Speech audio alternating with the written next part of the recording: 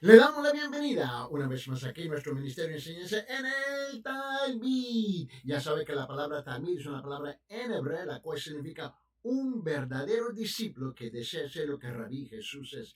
Y conforme a la palabra del Señor en 1 Juan capítulo 2 versículo 6, el que dice que permanece en él debe andar como él andó. Le damos la bienvenida a nuestra audiencia radial y televisiva, donde nosotros típicamente estamos enseñando la palabra de Dios como expositivamente, en otra palabra, versículo por versículo, frase por frase, y si algunas veces palabra por palabra, con el propósito singular de profundizarnos en los detalles de la palabra, para ser un mejor reflejo de la persona de Jesucristo aquí en esta tierra. Y también permítanos expresar nuestra gratitud, así nuestra audiencia, que sigue enviando todas sus preguntas bíblicas, y nosotros las estamos recibiendo diariamente y respondiendo diariamente, y muchas veces incluimos esas preguntas dentro del siguiente programa, donde estamos enseñando la palabra del Señor. Para enviar su pregunta, simplemente lo puede enviar al siguiente número. El número es gratis por todas partes del mundo a través del WhatsApp. El aplicativo de WhatsApp, el chat de WhatsApp es absolutamente gratis por todas partes del mundo. Envíe su pregunta por texto y el número es, permíteme,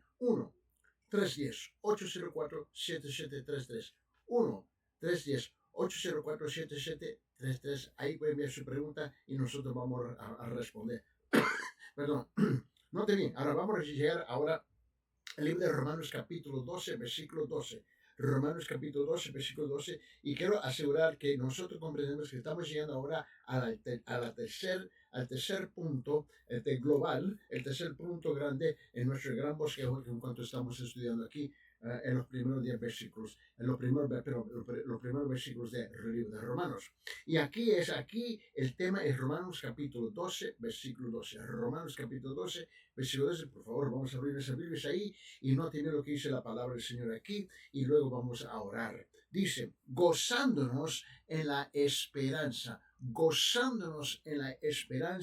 perseverando en el sufrimiento, dedicados a la oración. Note tres partes aquí. Dice, gozándonos en la esperanza, perseverando en el sufrimiento, dedicados a la oración. Vamos a orar. Señor Padre, una vez más es un privilegio encontrarnos primeramente en la presencia suya, Señor, donde tú nos has dado permiso a entrar en tu presencia a través de la persona del Espíritu Santo y tu santísima palabra, Señor, y por tu pura gracia y misericordia.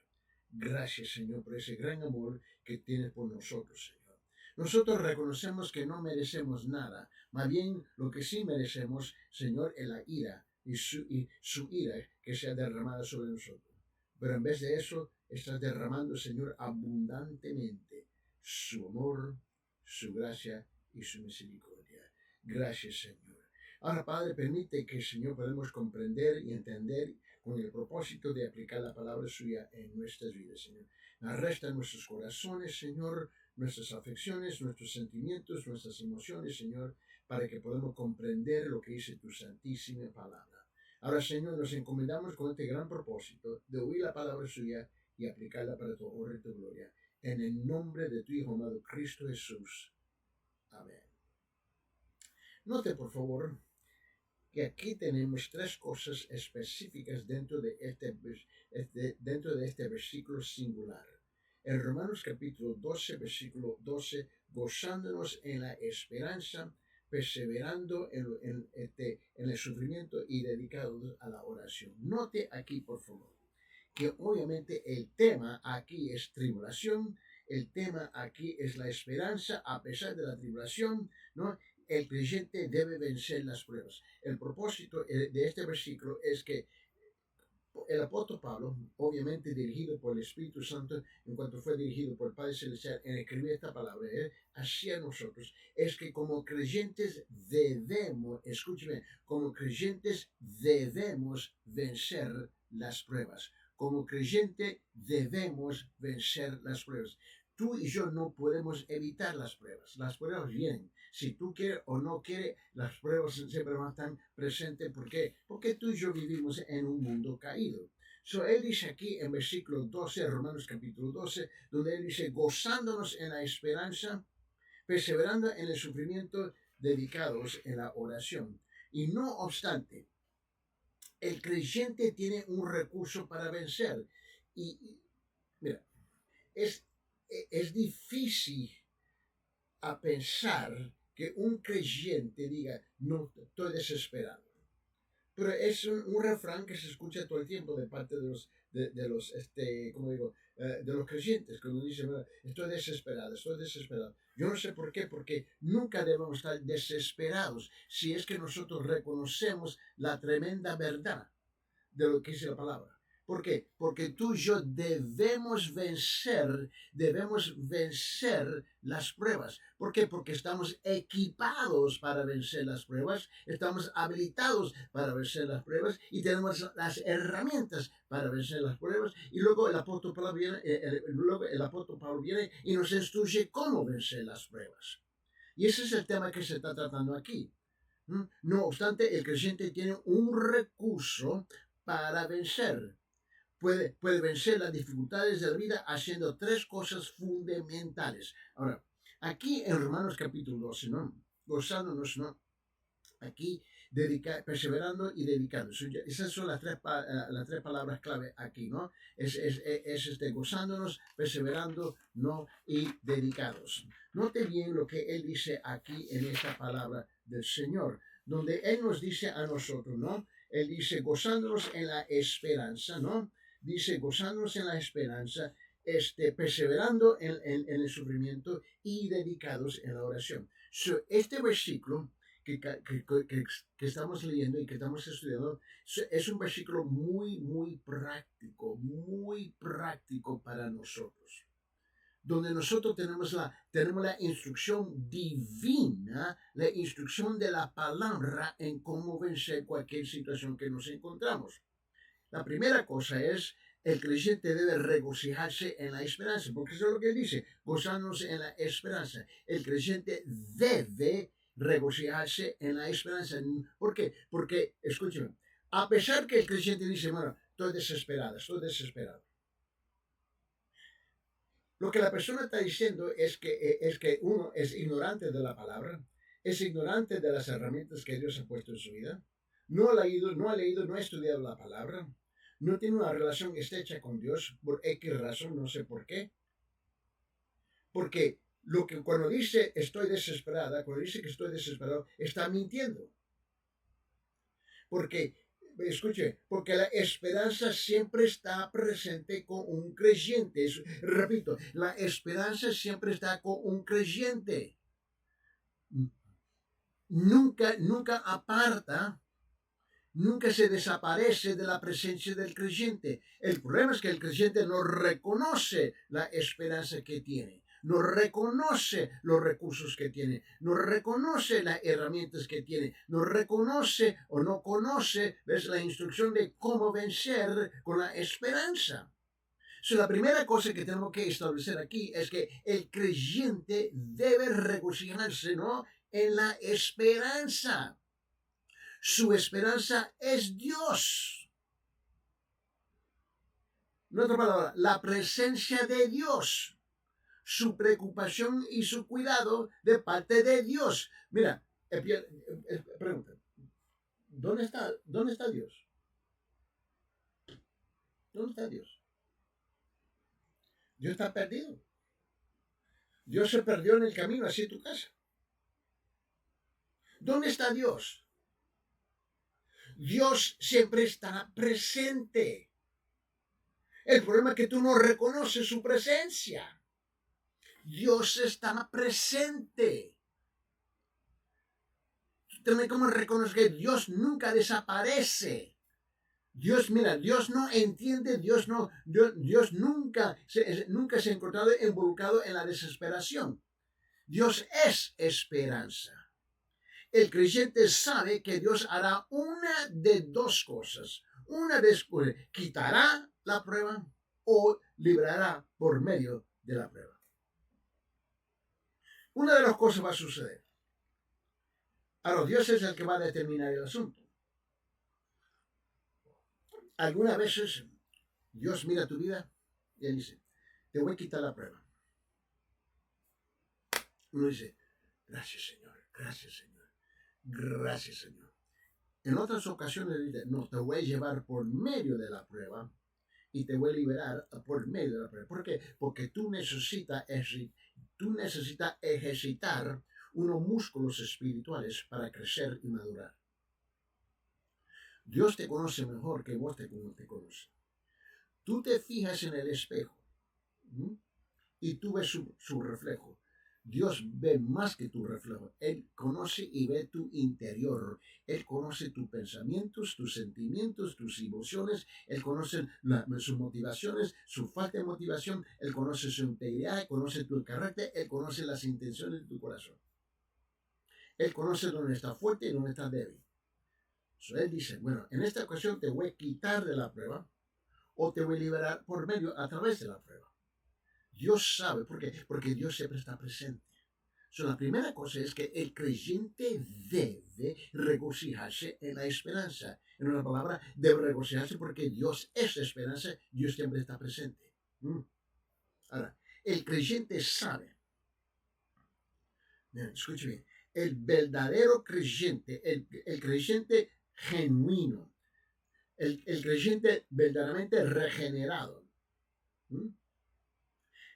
sabe que no tiene que enfrentar las pruebas solo y que ninguna situación es desesperada. Eso es el verdadero creyente. Ese es el verdadero creyente. El creyente es, mira, yo no sé si te recuerdo, pero yo lo había dicho no sé cuántos programas atrás, cuántas sesiones que tuvimos juntos. Yo dije, el creyente, el verdadero creyente es eterno optimista. El verdadero creyente es eterno optimista. Y la gente dice, ese tipo también, ese viejo loco también, ni sabe lo que está hablando. No, es que tú no lo entiendes. El creyente es un eterno optimista. ¿Por qué? Porque sabe que Dios siempre está a la par. Dios siempre está presente. Dios nunca desaparece. Dios no toma una siesta. Dios no dice, mira, ¿sabe qué? Voy a tener un día libre. Te veo el día mañana. Y Dios no dice, voy a tomar vacaciones.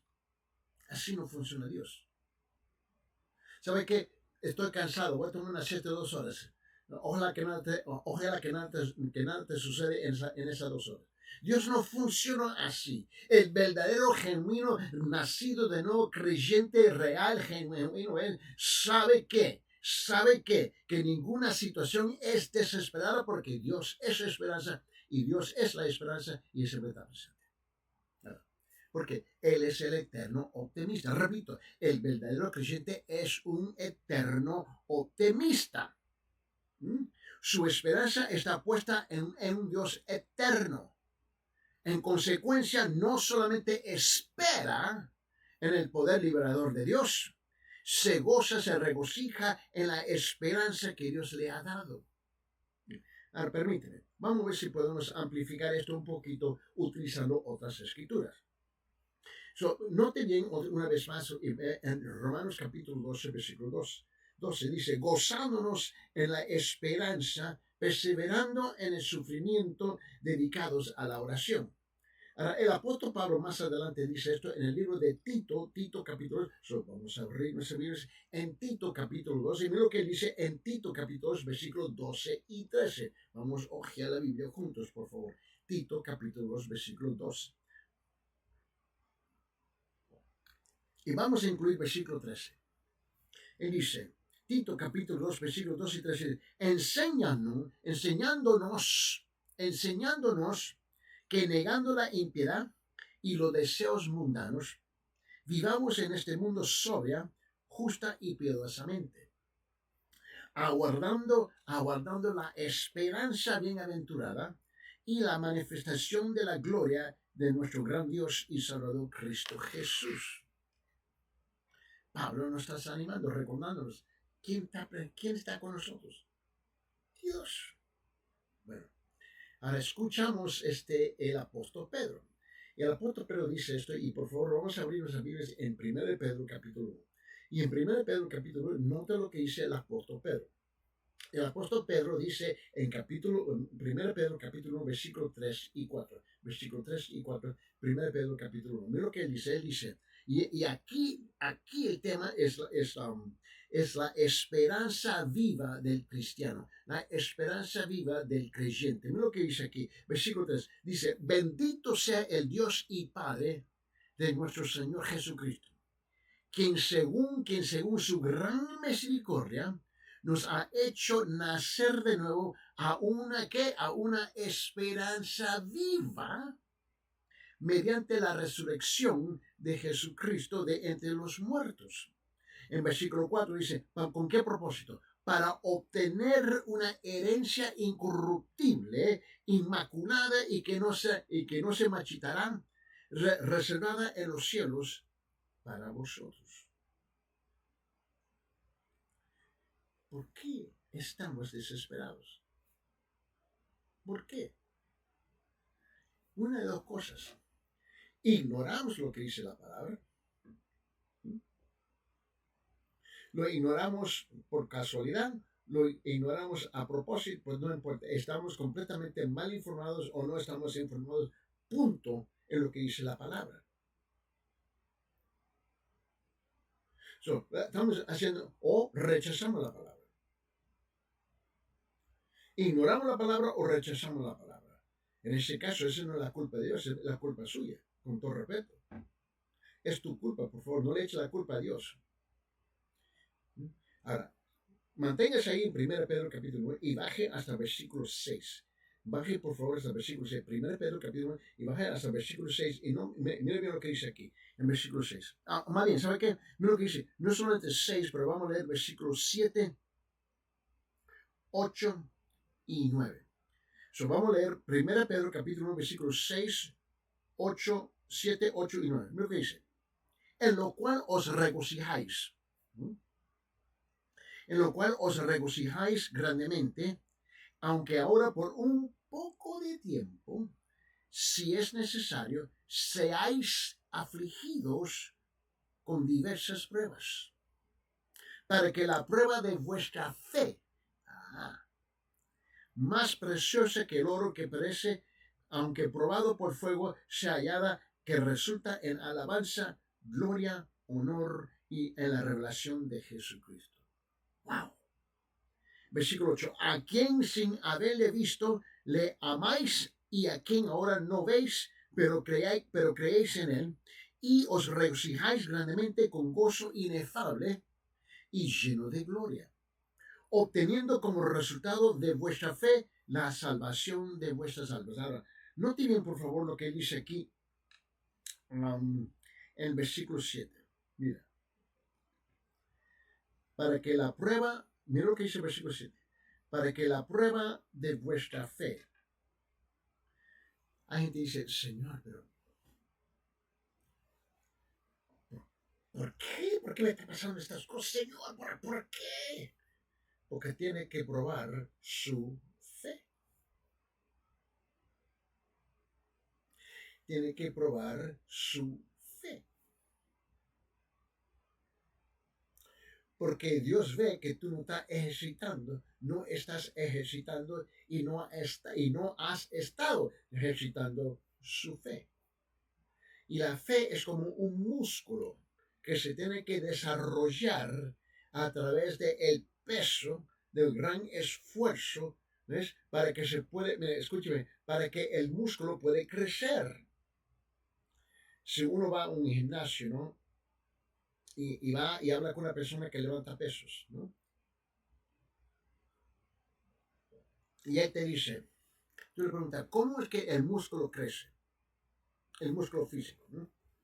El músculo físico. Y él te explica, tú tienes que levantar un poquito más allá del peso y sigue pesando y levantando hasta que el músculo se raja.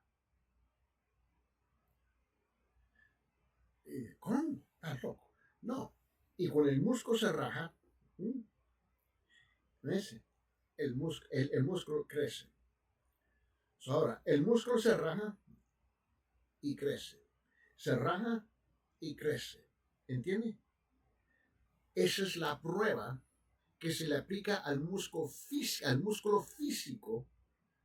Y el músculo se sigue rajando, se sigue quebrando y sigue creciendo. Y sigue creciendo. ¿Ves? A través de la prueba del peso, ¿no? Levantando los pesos más allá del momento que eres capaz. Ahora, ¿entiendes? Es igual con el músculo de fe. Tú necesitas situaciones en tu vida que vienen y te hacen un reto espiritual, un reto en tu carácter, un reto en tu integridad, un reto en tu persona, en tu alma, un reto a tu integridad de creer en Dios para que el músculo de fe puede crecer. Esto es lo que la Biblia nombra las pruebas, el sufrimiento, las tribulaciones. Comprendo lo que estoy diciendo. Las dificultades, los problemas. Esto es necesario. Y Dios puede ver en tu vida y dice, ¿sabe qué? Esta anda un poquito perezosa. Ella necesita una prueba para que su músculo de fe pueda crecer. Él anda de arrastra chanclas. Él necesita. ¿Comprende? Y cuando nosotros comenzamos a depender más de nosotros mismos, y dependemos más de los recursos que ya tenemos, mira, estoy con buena salud, no necesito. Tengo dinero en la bolsa, no necesito. Tengo dinero en la banquera, en la chequera, en la cuenta bancaria, no necesito. El carro está bien, las llantas están bien, mis hijos están bien, pero vos no estás bien. Tú estás sentado y te has sentado te has sentado a lo que se llama el asiento de autocontentamiento, donde tú piensas que no necesita nada, incluso a Dios que no lo necesita él. Y tú comienzas a ignorar a Dios y su palabra, porque ahora se ha convertido autosuficiente. Y Dios envía una prueba a tu vida, a tu bendita vida. Y luego es cuando tú descubres lo que realmente no eres. Tú descubres lo que eres y lo que no eres. Mira lo que dice aquí, versículo 7. 1 Pedro capítulo 1, versículo 7. Para que la prueba de vuestra fe, más preciosa que el oro que perece, aunque probado por fuego, sea hallada que resulta en alabanza, gloria y honor en la revelación de Jesucristo. Ahora, quédese conmigo aquí en 1 Pedro y vete 1 Pedro capítulo 4. 1 Pedro capítulo 4. Mira lo que dice aquí. Y en 1 Pedro capítulo 4, vamos a bajar, no marqué el versículo, pero dame un momento, versículo 12 y 13. 1 de Pedro capítulo 4, versículo 12 y 13. Dice, la palabra de Dios te está hablando. Amados, no os sorprendáis del fuego de prueba. Porque siempre estamos, ¡ay! Dios mío, ¿qué está pasando? ¿Qué está pasando? ¿Qué está pasando? ¿Qué está pasando? ¿Por qué está tan sorprendida? ¿Por qué está tan sorprendido? Él dice, no te debes sorprender cuando envío el fuego de la prueba a tu vida. Cuando vienen las pruebas y dije, Señor, ¿por qué esto te pasa? Dejo de preguntar. Me arrodillé. Yo sé, te estoy fallando, Señor.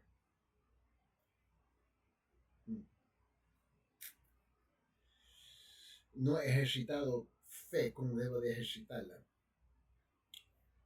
Tú envía este problema a mi vida para mi bien. Ando mal, Señor. Aunque tengo todo chévere. Tengo paz en mi casa. Tengo paz en mi casa. Mi esposa está bien, mis hijos están bien, mi trabajo está bien, mi negocio está bien. Todo está bien. Y estoy autocontento con todos mis propios recursos. Pero tampoco no estoy creciendo en las cosas, Señor, porque estoy tan bien, hablando de mi carne, que ya en mi autocontentamiento ya ni busco tu rostro, no estoy orando, no estoy viendo la Biblia, no estoy buscando tu rostro, no estoy pidiendo la dirección, tu dirección en mi vida, etc. Yo estoy contento.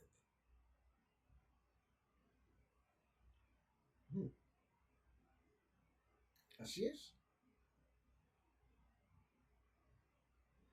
Y Dios manda una prueba. Dios permite una prueba para sacudirme de mi autocontentamiento. He tenido que aprender de no atrever, de preguntarle, Señor, ¿por qué esto está pasando? Ya yo sé por qué. 1 Pedro capítulo 4, versículo 12.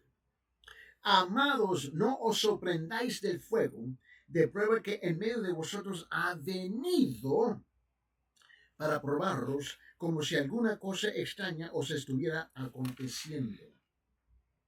Antes bien, en la medida en que compartís los padecimientos de Cristo, regocijaos. ¿Para qué? Para que también, para que también en la revelación de su gloria os regocijéis con gran alegría. 2 Corintios capítulo 6, versículo 10. Y la razón por que estamos revisando todo esto de nuevo fue por causa de varias preguntas que entraron de parte de nuestra audiencia. Y como yo le he dicho muchas veces, yo nunca tengo prisa. Mira bien lo que dice aquí. 2 Corintios capítulo 6, versículo 10 dice, como entristecidos, mas siempre gozosos, como pobres, pero enriqueciendo a muchos, como no teniendo nada, aunque poseyéndolo todo. En el libro de Hebreos capítulo 10, versículo 34 dice, como dice, porque tuviste compasión de los prisioneros y aceptáis con gozo el despojo de vuestros bienes, sabiendo que tenéis para vosotros mismos una mejor y más duradera posesión. En el libro de Hechos capítulo 5, mira bien lo que dice en Hechos capítulo 5, versículo 41. Hechos 5, 41 dice, ellos pues salieron de la presencia del concilio, regocijándose de que hubieran sido tenidos por dignos de padecer afrenta por su nombre. En Hechos capítulo 16, nota lo que dice versículo 23. Por favor, vamos a ojear nuestras Biblias. Hechos capítulo 16, versículo 23. Nota lo que dice versículo 23, 24 y 25. Y después de darles muchos azotes, lo echaron en la cárcel, ordenando el carcelero que los guardara con seguridad, el cual, habiendo recibido esa orden, los echó en el calabozo interior y los aseguró los pies en el cepo. Como a medianoche Pablo y Silas oraban cantando himnos y los presos los escuchaban. Qué tremenda cosa. Qué tremenda cosa. Que en medio, a ver, ¿cuántos de ustedes te meten en el bote, te meten en la cárcel, te llevan a la comisaría y te encierran por 10 días? ¿Cuántos de ustedes están ahí cantando, regocijándose? Me imagino muy pocos. Porque no te has dado cuenta de lo que Dios está haciendo en tu vida. No te has dado cuenta de lo que Dios ha permitido suceder en tu vida. Y aquí está la segunda cosa más grande. El creyente debe soportar las pruebas. ¿Te recuerdas Romanos 12:12? Que es el texto de ancla aquí, el texto fundamental que estamos diciendo. Dice, gozándonos en la esperanza, perseverando en el sufrimiento, dedicados a la oración. Aquí estamos ahora en la segunda parte, aquí, miren lo que dice, perseverando en el sufrimiento. Es la segunda parte en medio de ese versículo 12. Bueno, el creyente, la segunda cosa es que el creyente debe soportar las pruebas. No es que el creyente debe intentar. No es que el creyente dice, ay, estoy tan débil que no puedo soportar, no puedo vencer y pierdo. y se vence. ¿Sabe qué? Tú andas mal. Vos andas mal, mal y mal. ¿Dije mal? Mal, mal y más mal. Mal. Mira lo que dice. El creyente debe soportar las pruebas. Ahora, la palabra aquí, cuando él dice en versículo 12, perseverando en el sufrimiento, depende de qué versión de la Biblia tú estás leyendo, ¿no? Aquí la palabra sufridos o las pruebas sufridos, ¿no? Aquí la palabra en griego significa soportar, significa perseverar, significa quedar, significa permanecer, significa soportar valientemente, soportar valientemente. El creyente realmente experimenta un brote de fortaleza de Cristo cuando se ve confrontado por las pruebas. Este es el asunto. Por esa razón él lo dice, gozándonos en la esperanza, perseverando en el sufrimiento, dedicados a la oración. Ahora, el libro de Filipenses, el apóstol Pablo lo pone de otra manera. En Filipenses capítulo 4, versículo 13, el apóstol Pablo dice así, él dice, todo lo puedo en Cristo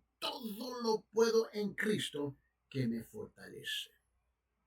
En Efesios capítulo 3, versículo 16, vamos a amplificar esto utilizando otras escrituras. En Efesios capítulo 3, versículo 16, el apóstol Pablo dice también, él dice, que os conceda, conforme a la riqueza de su gloria, ser fortalecidos con poder por su espíritu en el hombre interior. En Efesios capítulo 3, versículo 20, él dice lo siguiente, mire bien, él dice en Efesios capítulo 3, versículo 20, donde dice, y aquel que es poderoso para hacer todo mucho más abundantemente de lo que pedimos, os entendemos, según el poder que obra en nosotros.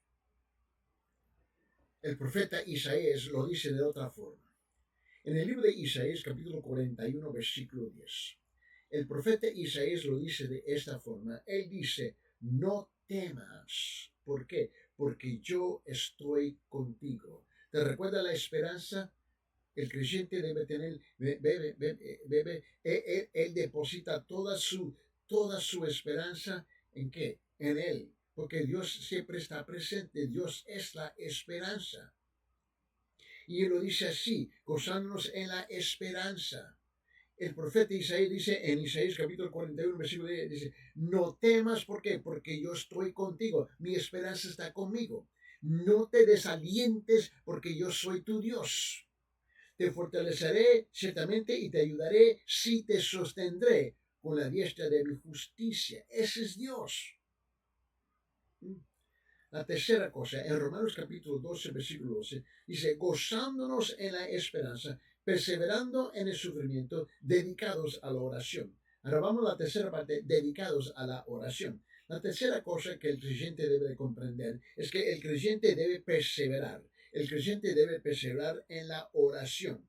Note que la palabra aquí, perseverar o ser constante, depende de una misma qué versión de la Biblia tú estás leyendo. Ahorita yo estoy utilizando la Biblia de las Américas. Depende de qué versión, y tenemos otras frases en otras versiones donde habla de ser constante en la oración. Bueno, esa es la palabra perseverar, constante, ¿no? En griego, y significa dar una atención permanente a. Dar una atención permanente a. Estar dedicado y atento a. Dar un cuidado incesante a, ¿no? Esperar firmemente en perseverar. Eso es lo que se espera de nosotros. Simplemente el creyente vence las tribulaciones dando atención constante a Dios y esperando en su poder liberador, ¿no? El creyente está en constante comunión con su Señor, dependiendo de Él para suplir la fortaleza necesaria para caminar a través de las tribulaciones, las pruebas del diario vivir. So, vamos a amplificar esto una vez más utilizando otras escrituras. So, cuando él nos dice aquí en Romanos capítulo 12, que es el texto de ancla aquí, ¿no? Aquí él dice aquí, gozándonos en la esperanza, perseverando en el sufrimiento y dedicados a la oración. Ahora, Jesucristo lo dice de otra forma. Vamos a abrir nuestras Biblias en Mateo capítulo 7. Mateo capítulo 7, por favor. Y Cristo lo dice de esta forma. En Mateo capítulo 7, versículo 7 al 11. Mateo 7, 7, en versículo 7 hasta el 11 en Mateo. Cristo habla de esta forma y él dice, mira, él dice que está hablando que la oración recibirá respuesta. Este es el concepto que está utilizando Cristo aquí, que la oración, ¿no?, recibirá la respuesta. Por esa razón Pablo dice, dedicados a la oración. So, él dice, versículo 7, Mateo 7, 7. Pedid y se os dará. Buscad y hallaréis. Llamad y se os abrirá. Bueno, versículo 8. Porque todo el que pide recibe, y el que busca halla, y el que llama se le abrirá. Versículo 9. ¿O qué hombre hay entre vosotros que si su hijo le pide pan, le dará una piedra? En versículo 10. O si le pide un pescado, le dará una serpiente. En versículo 11. Pues si vosotros, siendo malos, sabéis dar buenas dádivas a vuestros hijos, cuanto más vuestro Padre que está en los cielos dará cosas buenas a los que le piden.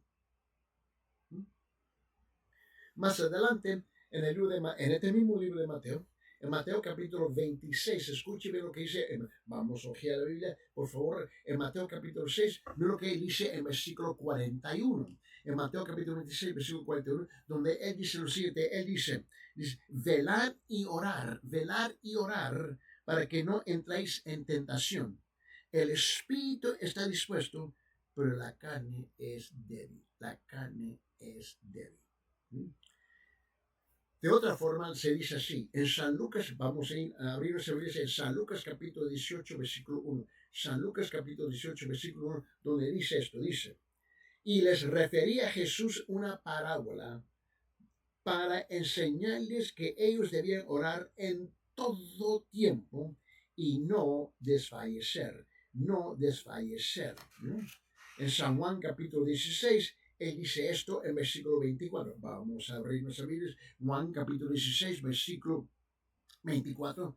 Dice, hasta ahora. Ay, Dios mío. Imagínate. Cuando Dios te dice, hey, psst, psst. Oye, Juanita, despierta. Oye, Juan, despierta. Oye, Carmencita, despierta. Oye, Carlos, despierta. Mira, Ramona, despierta. Oye, Roberto, despierta. Mire. En Juan capítulo 16, versículo 24 le dice, hasta ahora nada habéis pedido. Hasta ahora nada habéis pedido en mi nombre. ¿Tú crees que Dios no está informado? ¿Que nunca hablas con Él? Hasta ahora nada habéis pedido en mi nombre, pedid y recibiréis, para que vuestro gozo sea completo. Y algunas veces la gente no están orando,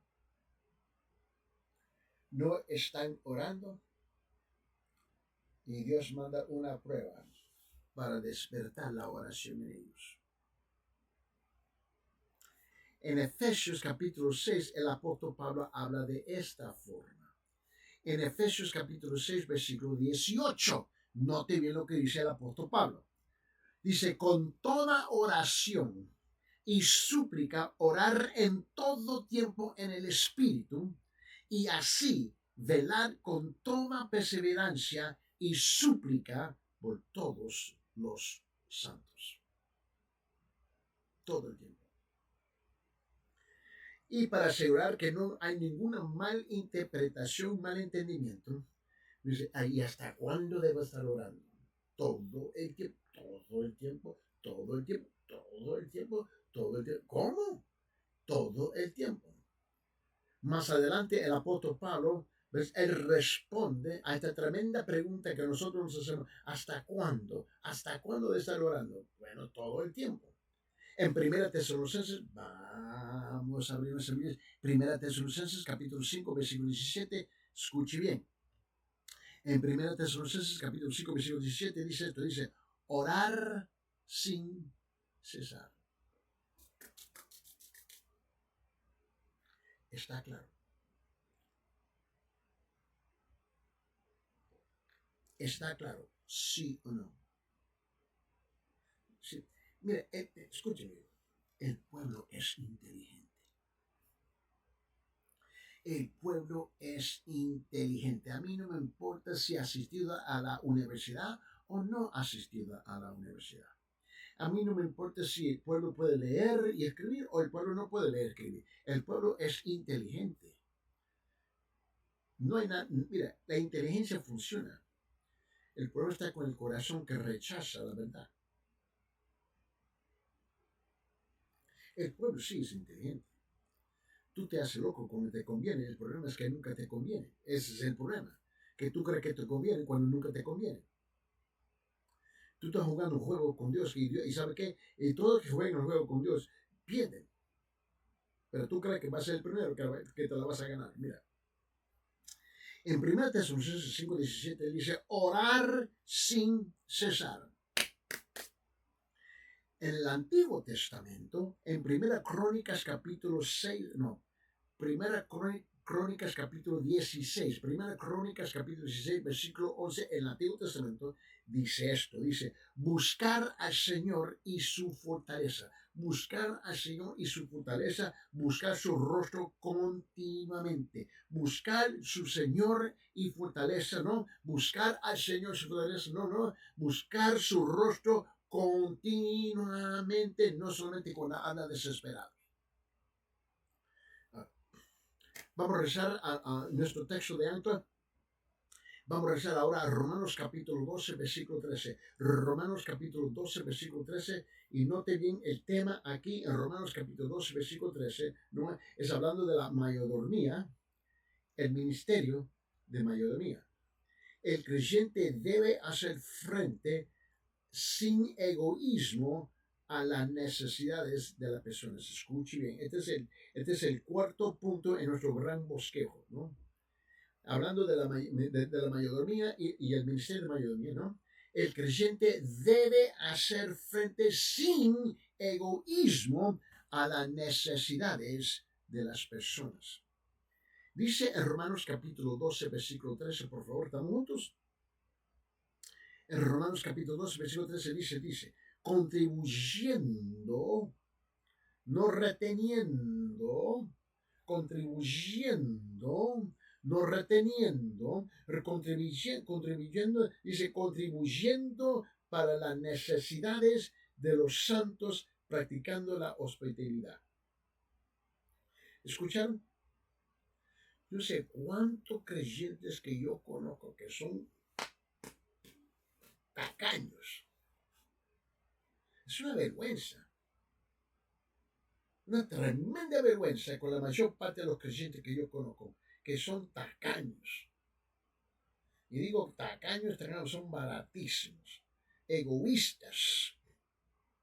Quieren todo de parte del Señor. Regálame, dame. Y ni un bellón saca de la bolsa para ayudar a otros. Qué tremenda vergüenza.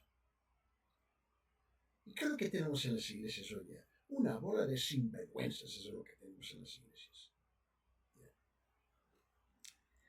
Dice el versículo 13, contribuyendo para las necesidades de los santos, practicando la hospitalidad. En otra palabra, a los creyentes se le hace, mira, a todos los creyentes se le hace dos demandas muy sencillas. Número 1. El creyente debe dar generosamente. El creyente debe dar generosamente, compartir con los que pasan por necesidad. Yo no estoy aquí pidiendo ni un billón, ni un céntimo, ni un centavo. Yo no estoy pidiendo ni una moneda. Dios provee por nosotros, de una forma o de otra.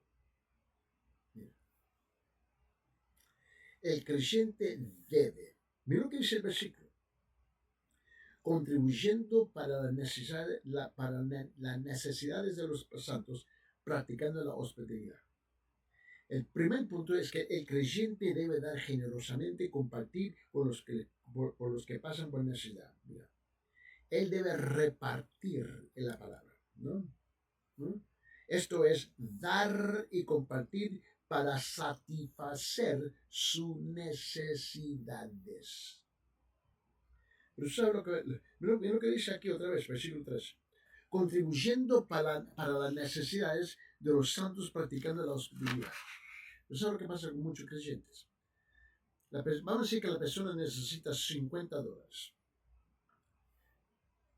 Le urge. Y tú vienes y dices, aquí está $1. Aquí está 50 centavos. Tan tacaño.